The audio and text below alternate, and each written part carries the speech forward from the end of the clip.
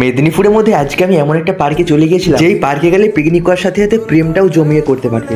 সঠিক বলেছেন, আপনার বুদ্ধি ভালো। বলতে গেলে পার্কটা কাপেল আর পিকনিক করার জন্য একটা পারফেক্ট জায়গা। আর আমি গেছিলাম পার্কে পিকনিক আর কাপেলদের প্রেম কাহিনী দেখতে, কারণ পার্কে আমার পিকনিক বা গার্লফ্রেন্ড কোনোটাই ছিল না, কারণ আমি ছিলাম সিঙ্গেল একটা মানুষ।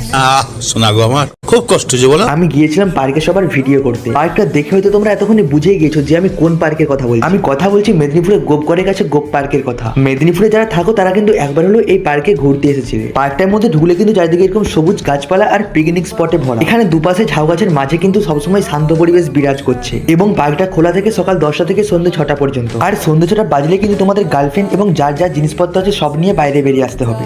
বলেন কি? পার্কের ভেতরে গিয়ে দেখি এখানে গোপাল ভাঁড়ের রাজা কৃষ্ণচন্দ্রের দারোয়ানের কাজ ছেড়ে এখানে দারোয়ানের কাজ করছে। যাই হোক, কে কে পার্কে ঘুরতে এসেছিলে আমাকে অবশ্যই কমেন্টে জানাও। আর ভিডিওটা গার্লফ্রেন্ডের সাথে শেয়ার করে ঘুরতে চলে আসো। আর যদি আমার মতো গার্লফ্রেন্ড না থাকে তাহলে একা একাই ঘুরতে চলে আসো, সব থেকে ভালো হবে।